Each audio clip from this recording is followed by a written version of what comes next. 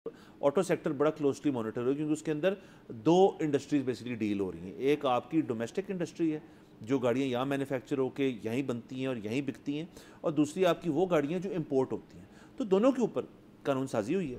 एक तो ये पहले उन्होंने फैसला किया कि जो डोमेस्टिक गाड़ी हैं 660 सीसी की गाड़ी जो है, और जो हाइब्रिड गाड़ियाँ भी हैं पूरे स्पेक्ट्रम के अंदर, उनकी जीएसटी मुश्तरका करने का फैसला किया 18%। उसके ऊपर मेरे ख्याल में 660 सीसी भी तो अभी तक 18% कर दी, जिसकी वजह से वो गाड़ी महंगी हो गई है। अलबत्ता हाइब्रिड के ऊपर उन्होंने वापस बैक ट्रैक किया उस चीज़ को, 18 करके फिर वापस 12.5 तक ले आए उसको, और जिसकी वजह से हाइब्रिड गाड़ी की कीमत जो है वो वहीं रही कुछ देर के लिए। और फिर हमें पता चला कि अब तमाम गाड़ियों के ऊपर एक ग्रीन लेवी और दीगर और जो टैक्सेशन पॉलिसीज़ हैं क्लाइमेट चेंज की हद तक वो भी नाफिज होंगी, जिसकी वजह से डोमेस्टिक गाड़ी आपकी महंगी हो चुकी है। मतलब कई जगह लाख रुपए, कई जगह 2 लाख, कई जगह 7-7 लाख रुपए भी गाड़ियाँ महंगी होगी। ये तो रहा हमारा डोमेस्टिक। उसके बाद इंपोर्ट जो आपका सेक्टर है उसके ऊपर था कि जी आईएमएफ अप्रूव शुदा, या आईएमएफ का अप्रूव शुदा कह रहा हूँ, आईएमएफ का कहने पे एक थी कि आप इंपोर्टेड गाड़ियों के ऊपर जो आपकी आरडी है विच इज़ रेगुलेटरी ड्यूटी, वो आप रिमूव करना शुरू करें। और वो इस बजट के अंदर वो उस चीज़ का स्केड्यूल जो था वो पहले तो नहीं था आया, लेकिन अलबत्ता अब वो जो स्केड्यूल है वो बाकायदा तौर पे वो आ गया है, और उसके अंदर हमें पता चल गया है कि कौन सी वो बेसिक पर सीसी गाड़ियां हैं जिनके ऊपर रेगुलेटरी ड्यूटी जो है बंद करने की वजह से उनकी ड्यूटी की जो मकदार है वो कम हुई है। तो सर मैं एक एक करके बता देता हूँ। सर एक तो 1300 से 1500 सीसी गाड़ी जो है उसके ऊपर 9% कमी आई है। 1500 से 1600 सीसी गाड़ी ये इंपोर्टेड है, 9% कमी आई है। 1600 से 1800 सीसी पे 9% कमी आई है। उसके अलावा अगर आप चले जाएँ आपकी वैन जो होती हैं या आपके पिकअप्स होते हैं तो 1 से 2% कमी है। आपकी पैसेंजर कोस्टर वगैरह जो उनमें 4% कमी है। मोटरसाइकिल पे 1% कमी है।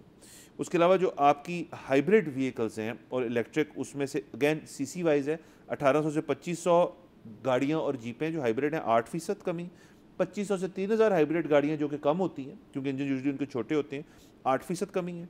और 3000 से ऊपर की जो हाइब्रिड गाड़ी है उसकी उम्र 4% कमी है। इलेक्ट्रिक व्हीकल्स जो $50,000 से महंगी हैं, जो कि अमूमन इलेक्ट्रिक व्हीकल महंगी होती है, वो 1.4% कमी है। ये तो सर होगी सारी गाड़ी, दो मैंने छोड़ दी सर इसके अंदर, उसके ऊपर आ जाता है। जो आपकी 1800 से 3000 सीसी की जीप्स हैं, कार्स एंड जीप्स सॉरी दोनों, सर उन पे 68% रिलीफ मिला है। और जो आपकी 3000 सीसी से ऊपर कार्स एंड जीप्स हैं उस पर 69% रिलीफ है। ये अब मैं पहले इसको क्लैरिफाई करता रहा हूँ कि जितनी आरडी थी उन्होंने उतनी आरडी काम करनी थी, उसको कोई एडिशनल बेनिफिट तो नहीं दे सकते।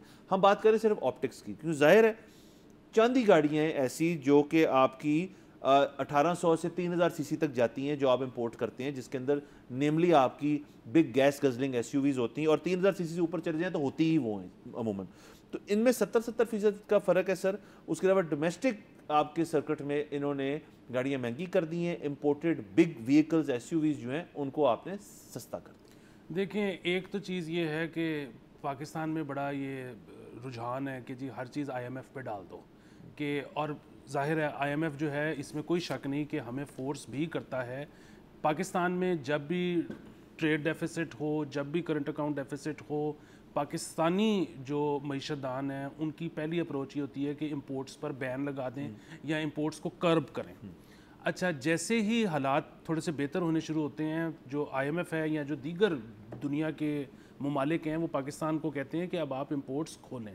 अच्छा, उनकी जो मंतक है ना वो तो ये है कि जी जब इंपोर्ट्स बढ़ेंगी तो आपकी मार्केट में कंपटीशन आएगा और आप जो खुद प्रोडक्ट बनाते हैं वो एट पार बनाना शुरू करेंगे इंपोर्टेड आइटम्स के, और जब आप उतने अच्छे बनाना शुरू कर देंगे तो फिर आप एक्सपोर्टर भी बन जाएंगे। तो ये पीछे एक मंतक है।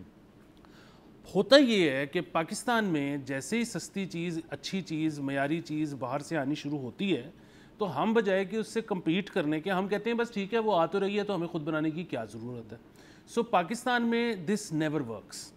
अच्छा, अब वो आपने जिस तरह से कहा ड्यूटी तो कॉस्मेटिक्स पे भी कम हुई है, एसीओ पे भी कम हुई है, एसीओ पे भी कम हुई है वो, लेकिन हुआ ये है कि उसका जब इतलाक हुआ है तो फिर वो गाड़ियों पे भी हो गया। अच्छा, जब वो गाड़ियों पे भी हो गया है तो गाड़ियाँ जब इंपोर्टेड सस्ती हो गई हैं तो अब सवाल ये है कि आपकी लोकल गाड़ी कौन लेगा।